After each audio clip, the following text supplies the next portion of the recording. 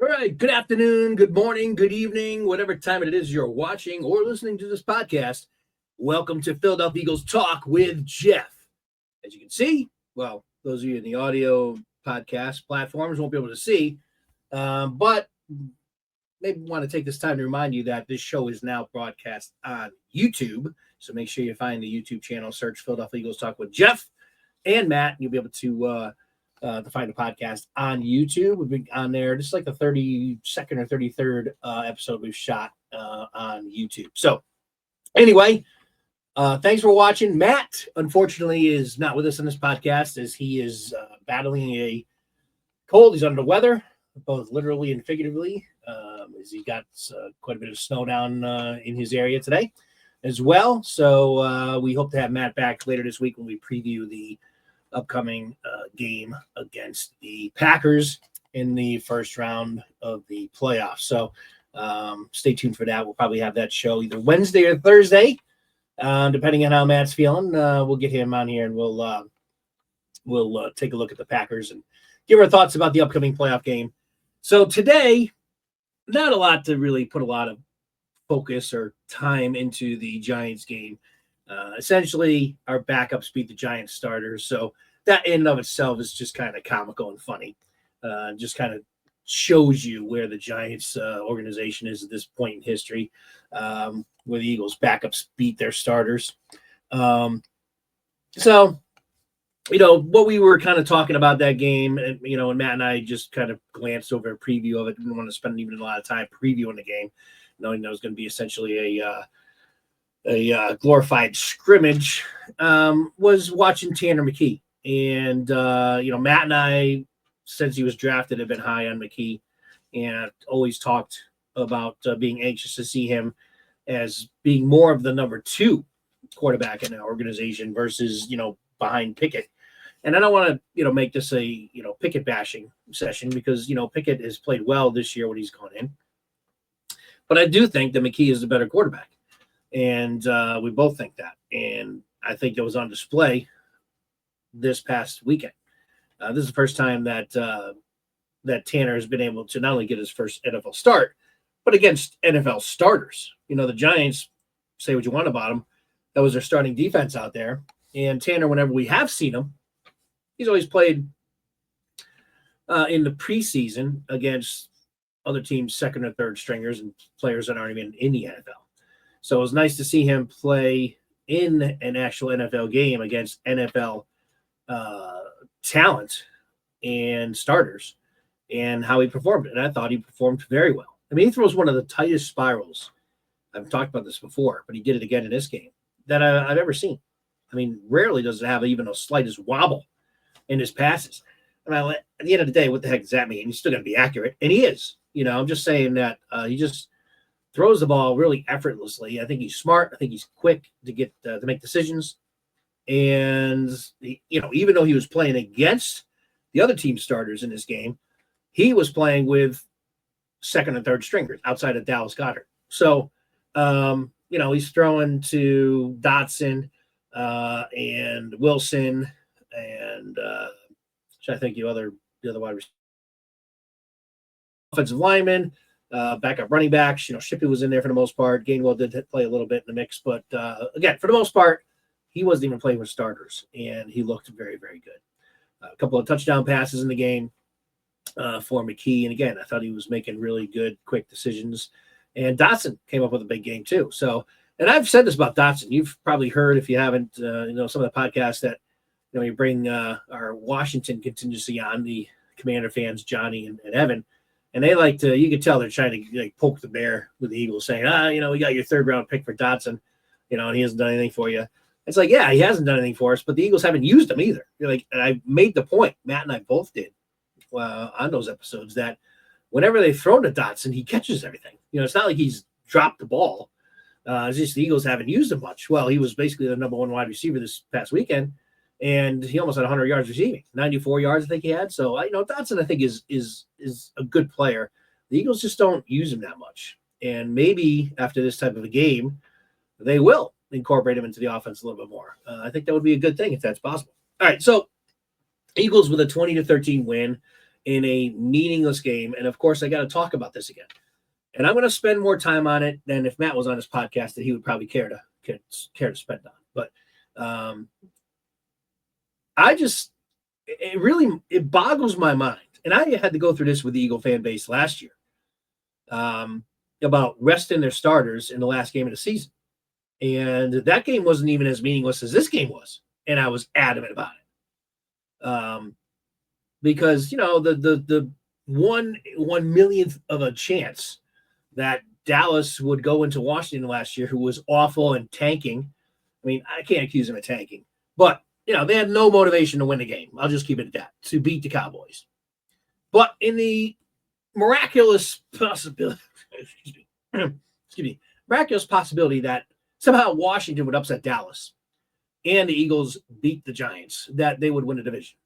So because of that, play the starters. And that's what the Eagles did. Me, on the other hand, I'm like, there's no way in the world Washington's beating the Cowboys, and it's not worth the risk of playing your starters in a meaningless game at the end of the season. And for those of you, I wasn't on YouTube last year at this time, but I have the audio podcast. You can go back. And those of you who want to go to Spotify or, any of those podcast platforms, I'm on pretty much all of them, Apple, iHeartRadio, whatever it might be, Odyssey. Go back and check those episodes out, and you will hear me. This is not something I'm just putting out there right now. A year ago, those are in the historical archives, and you can listen to how adamant I was about them playing in that game last year at the end of the season. Anyway, fast forward, long story short, right? The Eagles ended up losing A.J. Brown for the playoffs in that game, in that meaningless game where the Eagles made a stupid decision in playing their starters. Lost A.J. Brown for the playoffs. Lost Sidney Brown for over a year because of the torn ACL, which has costed him maybe a starting role in this year's club. Maybe not. But, bottom line is for a high draft pick of ours, it ruined a whole year of his, and he's got a now severe knee injury that he's had to rehab in that meaningless game that he played in. And we also lost Reed Blankenship in that game for the playoffs. So 3 guys went down last year. And this year, I know last episode I said that it was closer to 50-50. I really think it was actually, and I said I thought it was more 60-40 with those of us not wanting to play the starters versus starting. But as the week went on after that podcast, it was actually maybe more, some of the polls I saw, of Eagle fans that wanted the Eagles to play Barkley in that meaningless game than not. So at the very minimum, it was 50-50. And I just, again, this is 2 years in a row for me now with this issue that had come up, ironically, against the Giants at the end of the season. I was 100% correct last year, and that is proven out because of the injuries the Eagles sustained and the fact that Dallas, of course, went down there and crushed Washington. And I'm 100% right this year. And you guys can, I'm not sitting here and I'm not trying to, point at everyone's talking about Barkley and wanting to play in this game and saying, you're absolutely wrong about it. It's hard for me to say that you're not, because to me, you're just not thinking logically, and you're thinking with your heart and not with your brain.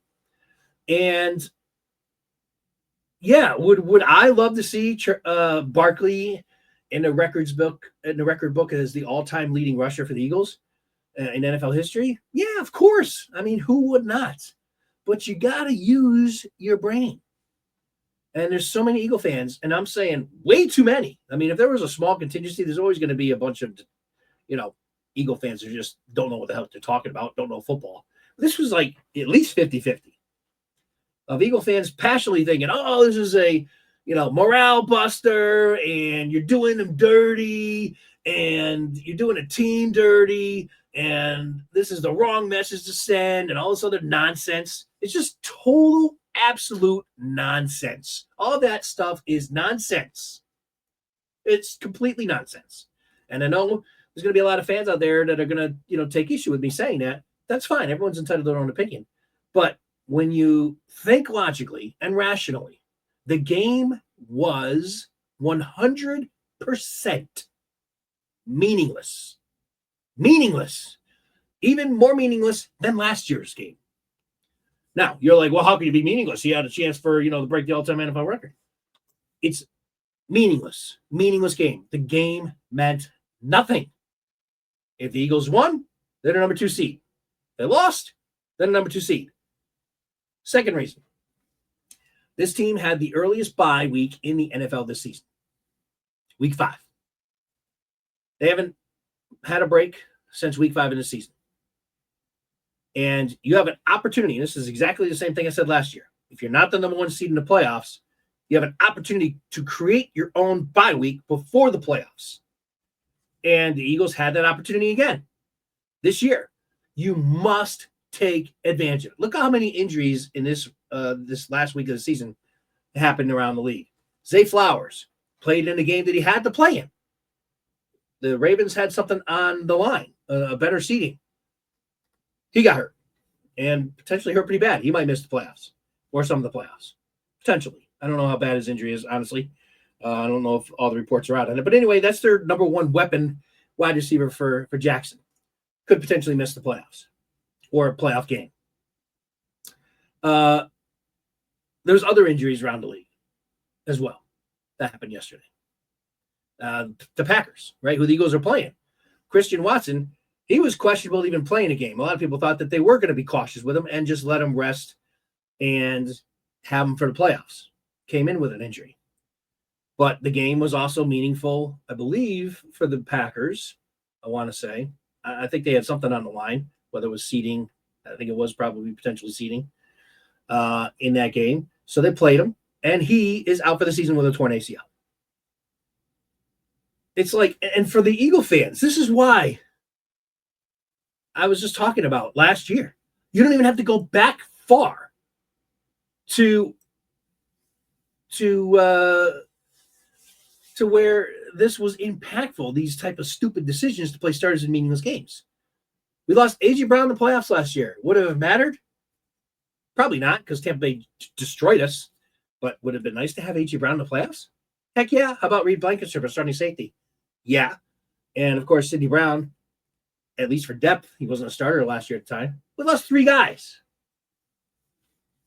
And we have, almost half of the Eagle fans out there on social media, radio, even some national guys saying that the Eagles need to play their starters just to get Barkley the record. Dumb. I'm sorry. It's dumb. It's dumb. It's illogical. And made no sense.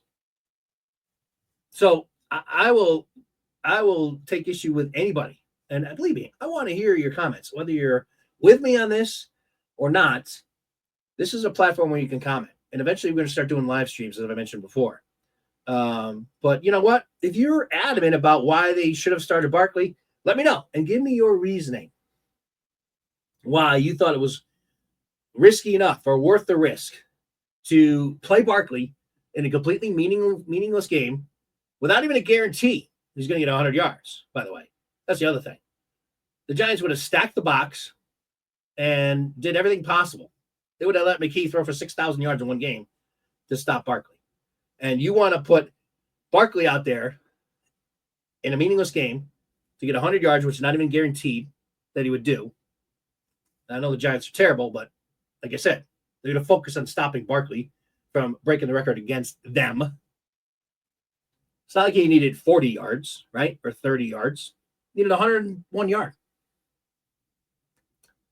And the other issue, of course, number 3 is it's not like you just put Barkley out there. In order for him to go for the record, they would have had to have all of their starters out there. So you're putting the entire offensive line at risk. You're putting A.J. Brown and Devontae Smith again at risk of an injury.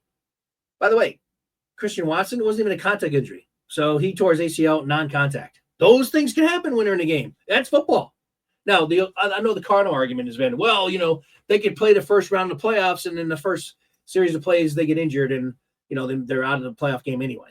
Yeah, but you know what? They got hurt in a playoff game, in a game that meant something. I don't understand why that can't get through some Eagle fans' heads. And at the end of the day, for me anyway. Well, before I get to that, if I have a reason number 4, what has always been the concern about Barkley anyway? That he's injury prone. So this same guy that's injury prone, you want to put out there in a meaningless game to break a record. There's 4 reasons I just laid out. 4 reasons why it was the wrong decision if the Eagles were to go for the record. 4. So if I seem aggravated about it, I am, because I just don't understand. I like to think their Eagle fans know football, and I think for the most part they do. And some of the ones that I respect and their opinion wanted them to play Barkley, and I will never understand that ever. The reasons I just gave you. So if you're on the other side of the fence on this issue, as I want to move on to the playoffs, I'm so tired of talking about it because it's just a waste of time, even considering playing them, in my opinion. I just want to move on. But I had to address it again because, again, there's a huge faction of our fan base that thought it was just the worst thing in the world that they didn't play Barkley this weekend. In fact, some were holding on hope until the start of the game. They actually thought that because Barkley was at practice during the week, that the Eagles were going to throw a curveball and play Barkley at the game, which is, again, just insanity. It's completely just insanity. There was no way they were playing Barkley, nor should they. All right, I'm done with that. But again, leave your comments below. I really want to hear feedback, even though I know I just, said to you, laid out my points as to why it's ridiculous. I still want to hear from you guys. I mean, this is a back and forth platform here. All right, enough of that. Thumbs up in the game. I might as well just do this because quickly. I already talked about McKee. I thought he did well. Treylon Burks, the backup linebacker, got a lot of playing time and had like 17 tackles in the game. He's a good guy to have his depth. I mean, obviously the Eagles are pretty thin still at linebacker, and it's nice to have a guy like Burks that can come in, and he's had playoff experience. He played for the 49ers. He played for the Packers, both in the playoffs when he was on those teams.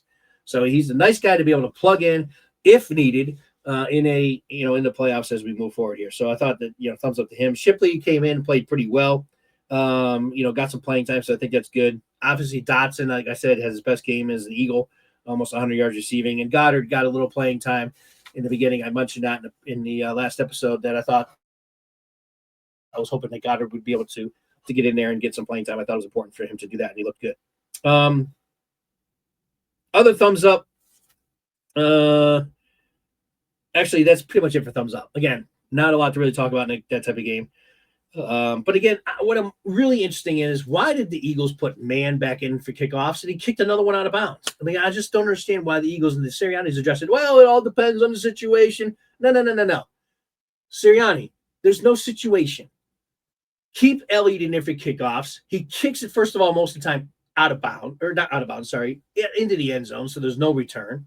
Secondly, he doesn't kick it out of bounds like Mann's done two straight weeks to give the team the ball at the 40-yard line.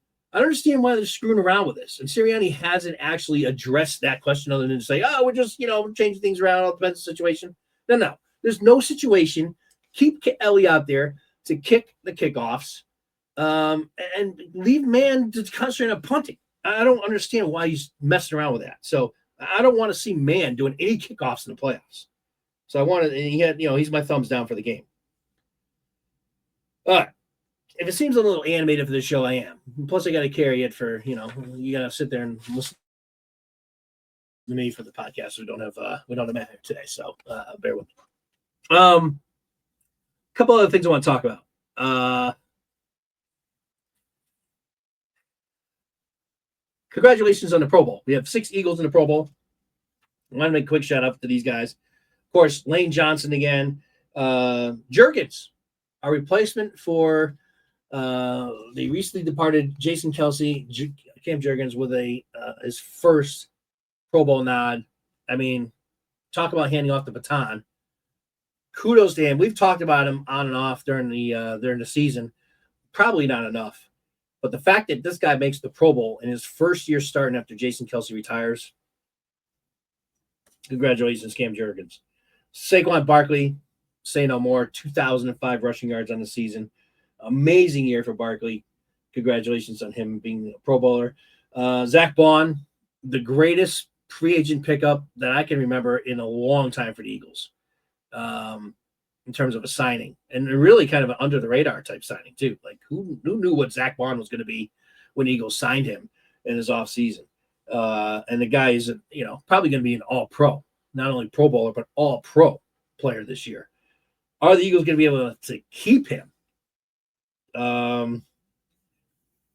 We'll talk about that in a future time. I don't get into it right now, but I tell you, I probably have my doubts that they're going to keep Bond. Because I just think, we know the Eagles don't pay the linebacker position, and he's going to, because the season's he's going to demand a lot of money. Lane Dickerson makes the Pro Bowl again. Obviously, he's a stud there at guard. And Jalen Carter makes it to his first career Pro Bowl, one of many to come, I'm sure, for the young Jalen Carter. So congratulations to our Pro Bowl Eagles. By the way, I did see that Quinyon Mitchell is the first team alternate. I don't know if we have other alternates. I think maybe Sweat is one as well. Don't quote me on that, but I know Quentin Mitchell is the first team alternate for the Pro Bowl as well. So congrats to him for that. All right. Let's talk about Jalen Hurts and Sirianni, really, both, because the press continues to ask Sirianni about Hurts and why he's not yet practicing.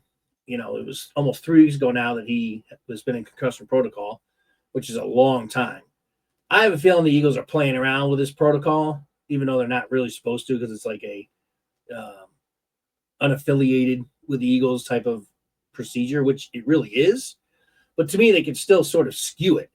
I mean, he might be all the way into the protocol, but hasn't really had to do the practice part yet because the Eagles haven't needed him to really necessarily start practicing yet because he wasn't going to play in these games anyway.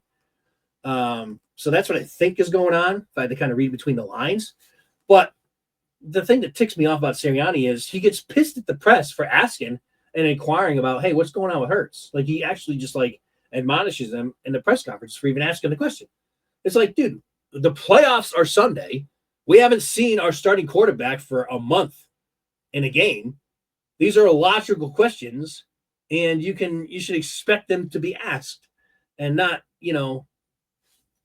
take such a negative approach to these questions. So it's like, Sirianni, I'm like, get off your freaking high horse, dude. And I like Sirianni, but that just ticks me off how he's like, how many times I got to tell you guys that, is he in the protocol? Well, I got to tell you, he's in the protocol. That's a pretty bad impersonation of Sirianni, but I don't get it. I don't understand it.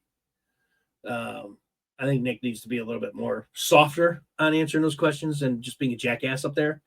But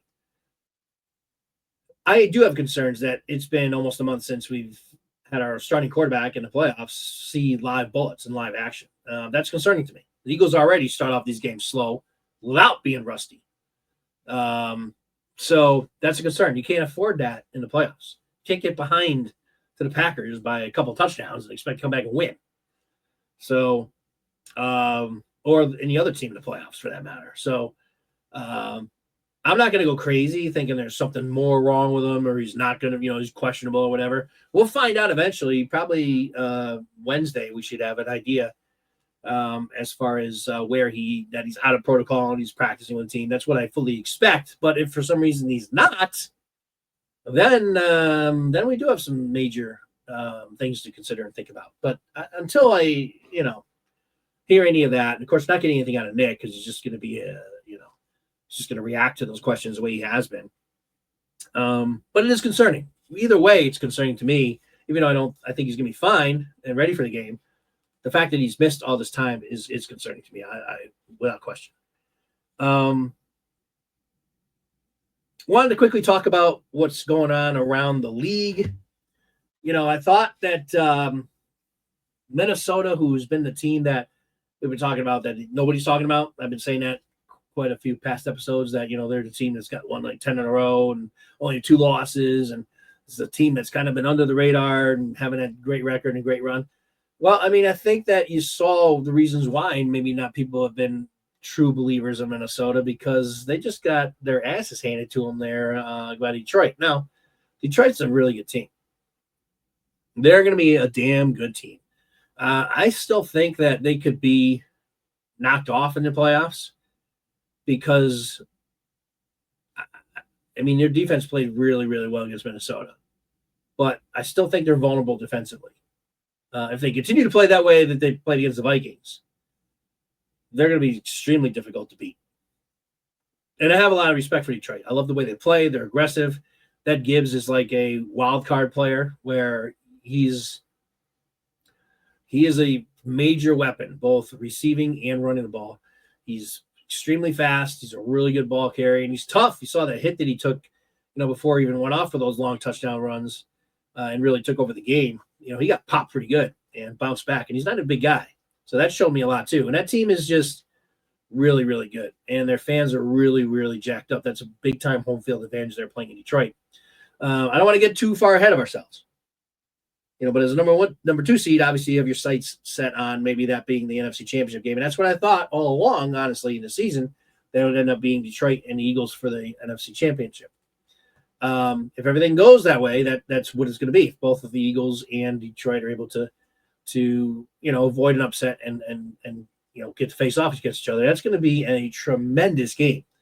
I think Detroit for the Eagles, as good as the Eagles are, and I do think the Eagles are one of the few teams in the league that could beat Detroit, knock them off. They're going to have to play a immaculate game. The Eagles will. Detroit is that good. So anyone who thinks that if they happen to, and I really think most of the Eagle fans understand how good Detroit is. But if there's any out there that think they're overrated or the Eagles can beat them, that's not going to be easy. Not going to be easy to go in there and beat Detroit. I thought that the Eagles really need to get the number 1 seed. I talked about it throughout this podcast during the season.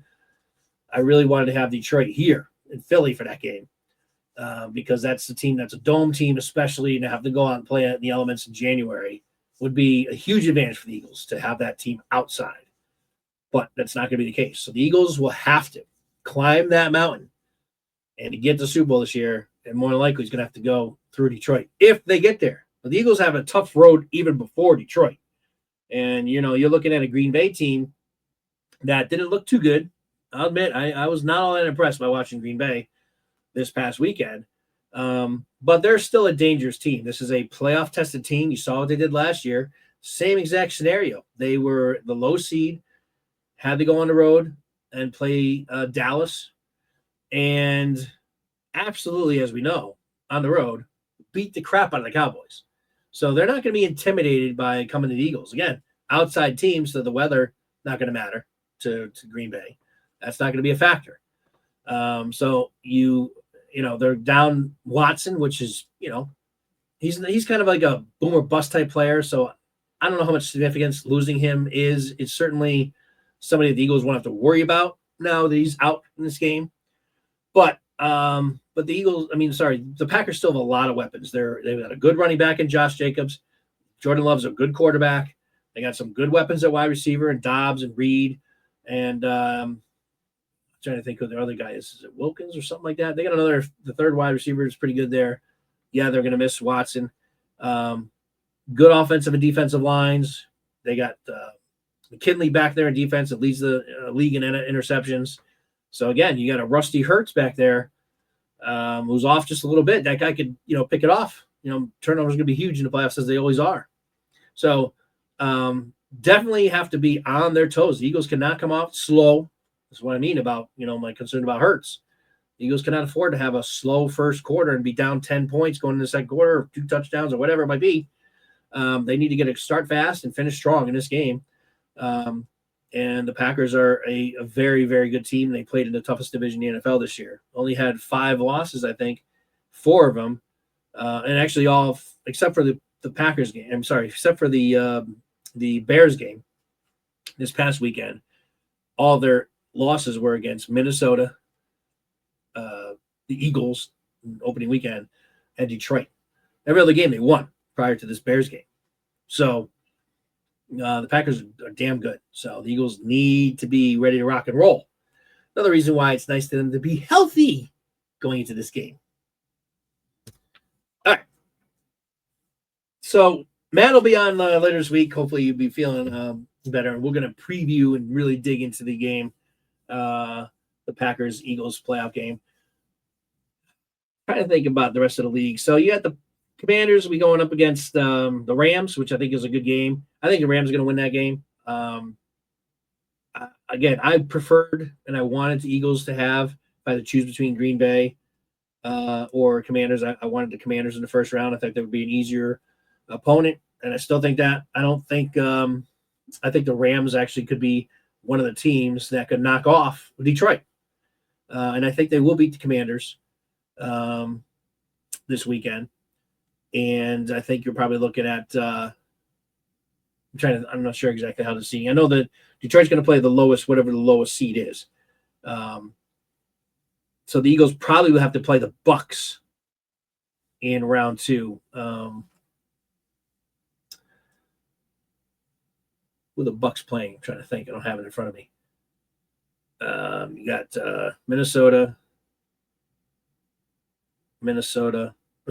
Detroit, Minnesota, the Eagles, Washington, Rams, Tampa.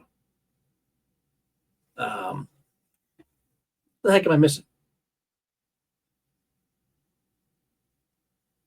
I used to have it. I think I should bring it up here real quick. Hey, doing this in the middle of the show, but you know what? Since I'm talking about it, I want to forget what the heck I'm talking about here. So, how the playoff seeding works here.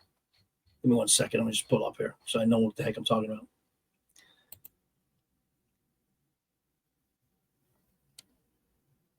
Yeah, so you got the Vikings have to play the Rams. Sorry, so the Commanders are playing Tampa. All right. Sorry, I knew I was getting something wrong. So I think the Rams have a good shot at beating Minnesota. That game's going to be really, really good. I mean, that's going to be a really good team. I think the Rams have a good shot at beating Minnesota.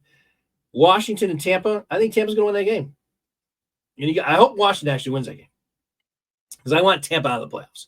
And I actually heard I think it was the WIP guys today saying, I don't understand why the Eagle fans are so. There's a lot of Eagle fans that, are scared of Tampa. Yeah, I am scared of Tampa because they kick our ass every time in big games.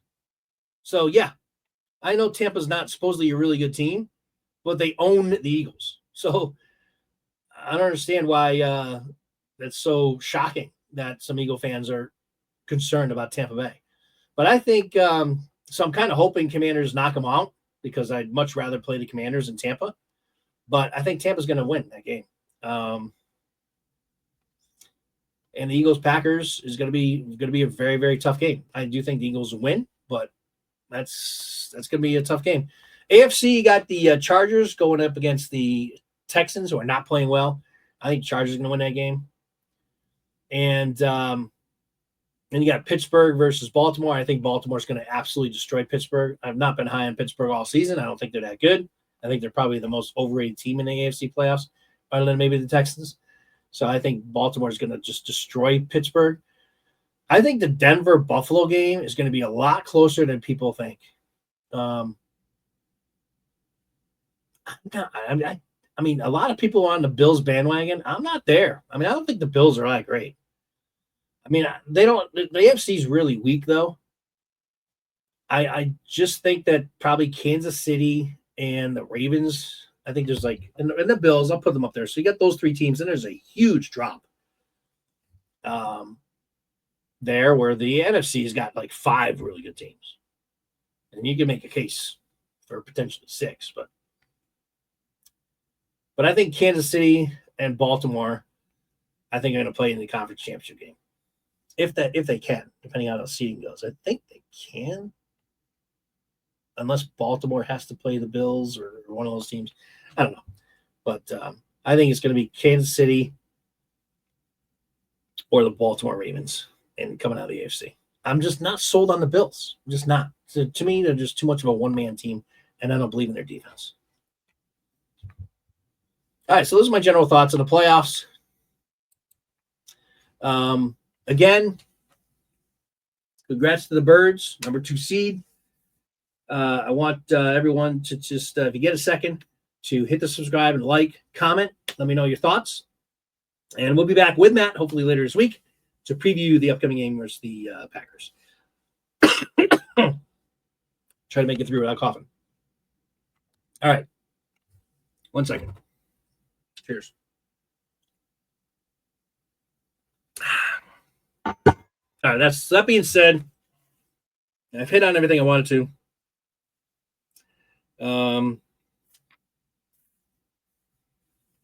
So we're going to sign off.